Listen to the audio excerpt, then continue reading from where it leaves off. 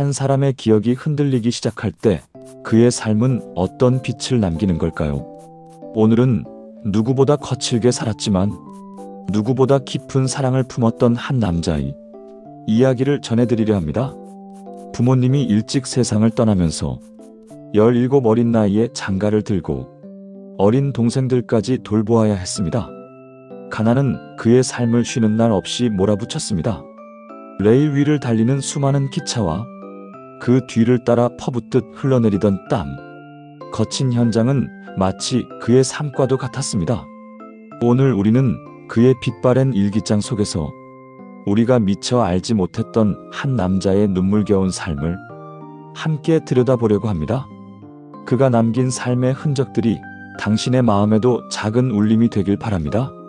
한 사람의 삶이 어른으로 변하는 순간은 언제 찾아오는 걸까요? 대부분은 시간이 흐르며 자연스레 어른이 되어가지만 어떤 사람에게는 그 순간이 너무 빨리 찾아오기도 합니다. 오늘 이야기의 주인공, 우리의 아버지는 바로 그런 사람이었습니다. 아버지는 17이 되던 해 갑작스레 가족의 중심에 서게 됐습니다. 부모님이 병으로 쓰러지면서 집안의 모든 책임이 그 어린 어깨 위로 쏟아졌기 때문이었습니다. 아직 세상 물정을 다 알기에는 너무 어린 나이였지만 동생들의 눈망울은 아버지를 더 이상 소년으로 남겨두지 않았습니다. 가난한 집 형편에서 먹을 것을 마련하는 일은 그 자체가 하루를 버티는 전쟁이었습니다. 들판에서 주워온 나뭇가지를 팔아 쌀 한 되를 채우기도 했고 동생들을 위해 남의 논에서 품삯을 받으며 일을 하기도 했습니다. 손바닥은 어느새 깊게 갈라졌고 발 뒤꿈치는 어린 나이에 믿기지 않을 만큼 거칠어졌습니다. 하지만 아버지는 그 어떤 날에도 동생들 앞에서 힘들다는 말을 하지 않았습니다. 17의 나이에 장가를 들면서 그 순간부터 아버지는 소년이 아닌 가장으로 살아야 했습니다. 삶은 아버지에게 단 한 번도 쉽게 웃어주지 않았습니다. 하지만 그는 그 모든 시간을 한 번도 왜 나에게 이런 일이라고 말하지 않고 견뎠습니다. 누구도 알아주지 않았지만 그는 이미 누구보다 강한 어른이 되어가고 있었습니다. 그리고 그때 다져진 책임감은 훗날 아버지의 모든 선택을 이끌어가는 힘이 되어주었습니다. 소년이 가장이 된 그 시절, 그 시간이 아버지의 삶을 어떻게 빛나게 만들었는지 우리는 이제야 조금씩 알게 되는지도 모르겠습니다. 소년 가장이 된 아버지 삶은 쇳내가 풀풀 나는 철도청의 현장이었습니다. 새벽 공기를 가르는 기차의 금소금, 차가운 레일 위에 떨어지는 망치 소리. 그것은 아버지의 첫 사회이자 책임이라는 단어를 처음으로 실감했던 시간들이었습니다. 하지만 그곳에서 받는 월급만으로는 동생들과 어린 자식들을 먹여 살리기에 턱없이 부족했습니다. 아버지는 고된 현실 앞에서 오래 고민하지 않았습니다. 이 돈으로는 안 된다. 내가 길을 찾아야지. 그는 그렇게 철도청을 뒤로하고 새로운 삶을 향해 발걸음을 옮기기 시작했습니다. 아버지가 선택한 길은 장사였습니다. 그날부터 그는 각 읍내의 오일장을 전전하며 새벽마다 짐을 짊어졌고 비가 오나 눈이 오나 장터로 향하는 걸음은 한 번도 멈춘 적이 없었습니다. 장터의 삶은 늘 예측할 수 없었습니다. 손님이 몰리는 날은 한 끼를 먹을 시간도 없었고 장사가 되지 않은 날이면 홀로 가게를 지켜야 했습니다. 하지만 아버지는 불평하지 않았습니다. 오늘 안 되면 내일 잘 되지. 세월이 흐르면서 아버지의 장사 솜씨는 점점 나아졌고 자식들도 하나 둘 성장했습니다. 그러던 어느 날 큰아들이 서울 명문대학에 합격했습니다. 그 소식을 들은 순간 아버지의 얼굴에 잠시 멈춰있던 시간이 흘러가는 듯 했습니다. 하지만 기쁨 뒤에는 또다시 현실이 밀려왔습니다. 지방에서의 장사만으로는 서울에 있는 자식들을 뒷받침하기 어려웠던 것입니다. 아버지는 그날 밤 아무 말 없이 오래도록 장부를 들여다보았다고 합니다. 그리고 결심했습니다. 서울로 가자. 나는 못 배웠지만 내 새끼들은 공부를 시켜야 한다. 그는 망설임 없이 모든 전답을 팔고 가게를 정리했습니다. 수십 년 동안 피땀으로 일궈온 삶의 기둥을 정리한 것입니다. 주변 사람들은 무모하다고 했지만 아버지에게 그것은 도박이 아니라 부모로서의 선택이었습니다. 그렇게 50이 훌쩍 넘은 나이에 서울 변두리에 조그마한 쌀 가게를 열었습니다. 문제는 쌀을 들여올 돈이 없었다는 것이었습니다. 가게만 덩그러니 세워두고 정작 팔 물건이 하나도 없는 상황이었습니다. 하지만 아버지는 그 자리에서 물러서지 않았습니다. 그는 시장 상인들에게 일일이 찾아가 말했습니다. 지금은 돈이 없지만 절대 떼먹는 사람 아닙니다. 외상이라도 쌀을 주면 제가 반드시 갚겠습니다. 그 담대한 태도에 몇몇 상인이 마음을 열었고 그렇게 쌀 가게는 외상으로 시작됐습니다. 누구는 무모하다고 했지만 아버지는 그만큼 결이 굵고 배짱이 두둑한 사람이었습니다. 그리고 그 선택은 결국 자식들의 길을 넓혔습니다. 70이 넘은 나이에도 자식들에게 짐이 되어서는 안 된다고 복덕방을 하셨습니다. 가끔 손님들이 답답하다고 화를 내는 모습에 자식들이 아버님, 저희가 용돈 넉넉하게 드릴 테니 그만두세요 해도 내가 움직일 수 있을 때까지는 일도 없다 하시며 묵묵히 자신의 일을 하셨습니다. 또한 젊은이들도 멀리하던 주식을 그 당시 70이 넘은 나이에도 시작하셨습니다. 아침마다 안경 너머로 경제란을 보시던 모습이 지금도 생생합니다. 아버지께서 백구두에 흰 정장을 차려입는 날은 주식시장에 가시는 날이었습니다. 학교 문턱도 못 갔던 아버지에게 삶의 현장은 항상 버팀, 용기, 도전이라는 세 단어의 연속이었습니다. 몸과 마음이 지쳐 있었던 탓일까요? 젊은 날의 아버지는 하루를 버티기 위해 술에 의지하기 시작했습니다. 아침에도 점심에도 저녁에도 작은 반주 한 잔으로 마음을 다스리는 것이었습니다. 그것은 단순한 습관이 아니라 가장이라는 무게를 견디게 해주는 유일한 쉼표 같았지만 그때 우리는 몰랐습니다. 추석이나 설과 같은 명절은 늘 불안의 연속이었습니다. 아침, 저녁으로 한 잔씩 하던 아버지는 늘 저녁 무렵이면 취하기 일쑤였습니다. 어린 손주들은 눈치 없이 웃고 떠들었지만 며느리들은 송편을 빚다가도 갑자기 벌어질지 모르는 상황에 불안해져 몰래 부엌으로 몸을 피하곤 했습니다. 가족들은 조용히 서로 눈빛을 주고받으며 긴장을 풀지 못했습니다. 그날만큼은 아버지가 언제 조금 더 취하실까 하는 걱정에 좋은 일로 모였지만 늘 끝은 불안과 두려움이 가득했습니다. 그렇다고 아버지가 가족에게 무섭기만 한 사람은 아니었습니다. 명절이 되면 자식들이 주차할 공간이 없을까봐 늘 골목에 서서 자리를 맡아두셨습니다. 술에 기대 살아온 날보다 가족을 위해 살았던 날이 훨씬 많았던 분. 그런 아버지였기에 명절의 긴장 속에서도 자식들은 그를 미워하지 못했습니다. 그러나 어느 순간부터 아버지의 모습이 조금씩 달라지기 시작했습니다. 어느 날은 가게에서 계약서를 쓰다가 멈추기도 하고 또 어느 날은 매번 가던 시장 골목을 헷갈려 다른 방향으로 걸어가기도 했습니다. 그럴 때 아버지는 한동안 멈춰서서는 멋쩍은 미소를 지었습니다. 내가 잠깐 생각을 놓쳤나 보다. 자식들은 처음엔 대수롭지 않게 넘겼습니다. 피곤해서 그럴 수도 있고 나이가 들면 누구나 그럴 수 있다고 스스로를 안심시키며 말이죠. 하지만 이상한 순간들은 점점 더 잦아졌습니다. 장부를 적다가 문장을 읽지 못하고 냉장고 문을 열고 멍하니 서 있기도 했습니다. 그리고 어느 명절 저녁 막 들어온 둘째 아들을 바라보며 속삭이듯 말했습니다. 혹시 누구세요? 순간 방 안의 공기가 조용히 가라앉았습니다. 아버지는 곧 아무렇지 않은 척 웃어 보였지만 자식들의 표정은 쉽게 풀리지 않았습니다. 병원에 모시고 가려 했지만 한사코 괜찮다며 반대했습니다. 그때부터였습니다. 아버지의 술이 더 잦아지고 술 한 잔에 몸을 기대지 않으면 흐트러지는 기억을 붙잡아두기 어려운 듯 보였습니다. 낯설어진 세상에서 자신을 잃지 않기 위한 마지막 버팀목처럼 말이죠. 그리고 결국 우리는 그때 알았습니다. 아버지의 술은 오래된 고단함과 외로움, 그리고 기억이 무너져 내리는 초입에서 홀로 버티기 위한 작은 방패였다는 것을.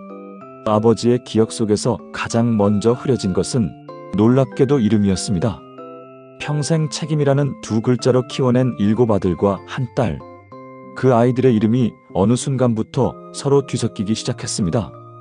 얼굴은 분명히 익숙한데 이름이 떠오르지 않고, 이름은 떠오르는데 얼굴이 겹쳐져 흐려졌습니다. 하지만 아버지는 그 사실을 애써 숨기려 하셨습니다. 아버지의 시간은 점점 뒤로 흘러가고 있었고, 현재와 과거가 뒤섞인 흐릿한 안개 속에서 어디가 오늘인지, 누구가 가족인지 점점 분간할 수 없게 되어 가고 있었습니다. 그러나 위기는 조용히 깊게 진행되고 있었습니다. 아버지는 종종 오일장을 나가는 듯 신발을 신었으나 문 밖 골목 입구에서 멈춰 서 계셨습니다. 어디로 가려던 건지, 무엇을 하려던 건지 순간 떠오르지 않았던 것입니다. 그럴 때마다 아버지는 입술을 차분히 다물고 스스로를 탓하듯 고개를 숙였습니다. 그 후엔 말수가 조금씩 줄었습니다. 70이 넘은 나이에도 누구보다 당당하던 그분의 모습이 서서히, 그러나 확실히 흔들리고 있었습니다. 그럼에도 아버지는 괜찮다? 나는 아직 할 수 있다. 그 말만 되풀이하셨습니다. 평생 강인함으로 살아온 사람이기에 무너지는 자신의 모습을 보인다는 것은 자신이 지켜온 모든 날들과 맞지 않는 일이었기 때문입니다. 그래서 그는 더욱 침묵했고 더욱 깊은 곳으로 숨어들었습니다.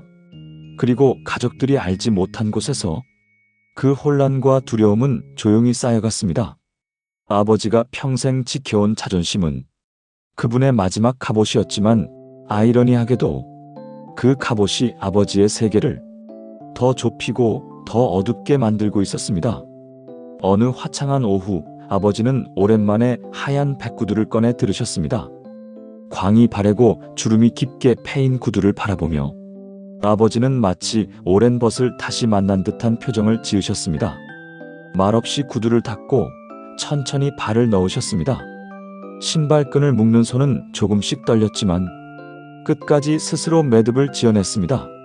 마치 마지막 외출을 준비하는 사람처럼 아버지는 단정했고 조용히 결심한 듯 보였습니다. 그날 아버지는 목적지도 없이 집을 나섰습니다. 그저 마음속 어디선가 오래된 기억들이 한꺼번에 불쑥 올라오는 느낌을 받고 계셨던 것 같습니다. 젊은 시절 레일 위를 걷던 날들, 장터의 소란스러움, 복덕방 앞에서 바라보던 간판, 철도청의 쇳내, 그 모든 장면이 한꺼번에 아버지를 부르는 듯 했습니다. 하지만 걸음이 점점 불안해지기 시작했고, 어느 순간부터는 자신이 어디에 있는지도 알 수 없으셨습니다. 과거와 현재가 서로 뒤섞이며 눈앞의 길이 끝없이 낯설게 이어졌습니다. 아버지는 그저 천천히, 하지만 확실하게 길을 잃고 있었습니다. 잠시 후 사람들의 도움으로 가족에게 연락이 갔고, 자식들은 급히 아버지를 데리러 왔습니다. 그들을 보며 아버지는 어색한 미소를 지으며 말하셨습니다. 내가 잠시 길을 잘못 들었나 보다. 그 말은 담담했지만 모두가 알고 있었습니다. 이 일이 단순한 길 이름이 아니라는 것을, 아버지가 더 깊은 어둠 속으로 들어가고 있다는 신호라는 것을. 그날 밤 아버지는 일기장에 오랜만에 긴 글을 남기셨습니다. 오늘 나는 어디로 가야 하는지 몰랐다. 오래전 레일 위를 걷는 기분이었다. 자식들이 나를 찾으러 왔다. 미안하다. 내가 조금만 더 기억할 수 있으면 좋겠다. 나는 이제 어디로 가야 하는가. 그 기록은 아버지의 마지막 일기였습니다. 그 다음부터는 글자를 쓰는 것조차 힘들어지셨고, 문장 한 줄을 만들어내는 일은 더 이상 가능하지 않았습니다. 기억은 더 빠르게 흐려졌고, 아버지는 집안의 사진들 앞에서 누가 누구인지 오래도록 들여다보곤 하셨습니다. 밤이면 누군가를 기다리듯 문을 바라보셨고, 어떤 날은 장터에 가야 한다고 하셨습니다. 또 어떤 날은 어린 동생들이 밥을 기다린다고 중얼거리셨습니다. 아버지의 시간은 끊임없이 뒤로만 흐르고 있었습니다. 백구두를 신었던 그 외출은 결국 가족들에게 마지막 백구두의 날로 남았습니다. 하얗고 빛나던 그 신발은 언제나 당당하고 멋있던 아버지의 상징이었습니다. 그러나 그날의 백구두는 마치 점점 기울어가는 기억을 끝까지 버텨보려는 마지막 의지처럼 보였습니다. 그 하얀 신발이 걸어갔던 길을 떠올리면 가족들은 지금도 가슴이 먹먹해집니다. 아버지가 기억을 잃어가는 동안 붙들고 있었던 마지막 자존심, 마지막 발걸음, 마지막 외출이었기 때문입니다. 아버지가 세상을 떠난 날 자식들은 한동안 장례 준비를 제대로 하지 못했습니다. 평생 강인한 모습만 보여주던 분위기에 그가 더 이상 존재하지 않는다는 사실을 쉽게 받아들일 수 없었습니다. 장례가 끝나고 며칠이 지나 마음을 겨우 추스른 뒤 가족들은 아버지의 방을 정리하기 시작했습니다. 조용한 방 안에는 아버지의 손길이 남은 물건들이 그대로 놓여 있었습니다. 낡은 지갑, 오래된 샘본, 장터에서 신던 신발들, 그리고 가장 아래 서랍에서 몇 권의 낡은 노트들이 발견되었습니다. 그 노트가 아버지의 일기장이었습니다. 자식들은 숨을 고르고 첫 장을 펼쳤습니다. 날짜는 흐릿하거나 비어 있었지만 문장들은 짧고 절실했습니다. 내가 요즘 좀 이상하다. 기억이 나지 않는 것이 많다. 아이들은 내가 약해지는 것을 보면 슬퍼할 것이다. 그래서 모른 척해야 한다. 나는 아직 아버지이다. 내 가족은 내가 지켜야 한다. 내 자식들 이름들이 잘 생각이 안 난다. 첫째는 김동수, 둘째는 김동현, 막내딸은 뭐지? 기억하고 싶은데 잘 되지 않는다. 나는 끝까지 내 손으로 살고 싶다. 내가 점점 사라지고 있다. 그 문장들을 읽는 동안 자식들은 더는 숨을 참지 못하고 울음을 터뜨렸습니다. 아버지는 이미 오래전부터 혼자 싸우고 계셨습니다. 기억이 끊어지는 순간의 공포, 길을 잃던 날의 당황, 손이 떨려 글자를 제대로 쓰지 못하는 날까지도 그는 그 모든 시간을 가족에게조차 보이지 않으려 하셨습니다. 보여주면 짐이 될까 두려워, 더 약해 보일까 두려워, 평생 쌓아온 자존심과 책임감 때문에 혼자 감당해내고 계셨던 것입니다. 자식들은 그제야 깨달았습니다. 우리가 고집이라고 생각했던 것, 무뚝뚝함이라고 생각했던 것이 사실은 가족에게 향한 마지막까지의 보호 본능이었다는 것을, 자신이 무너지는 모습을 보여주지 않으려고 더 침묵했고 더 웃어넘기셨다는 것을. 일기장의 마지막 장에는 흔들린 글씨로 이렇게 적혀 있었습니다. 내가 다 잊어도 너희는 나를 기억해라. 나는 너희를 사랑했다. 그 한 문장을 보는 순간 자식들은 아버지의 살아온 모든 시간이 눈앞에서 펼쳐지는 듯 했습니다. 백구두를 신고 주식시장을 가던 모습, 장터 흘길을 걸어가던 모습, 젊은 시절 철도 레일을 번쩍 들던 강한 팔, 가족을 위해 밤늦도록 일을 하던 뒷모습.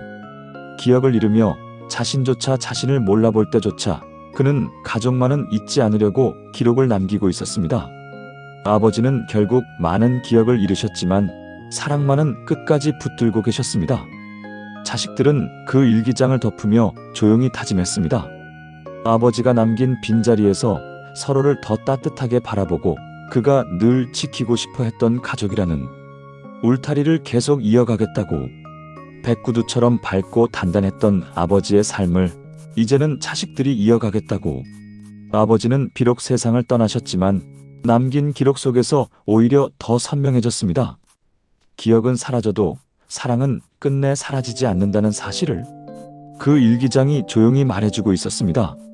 오늘 이야기가 여러분의 마음에 작은 울림이 되었길 바랍니다.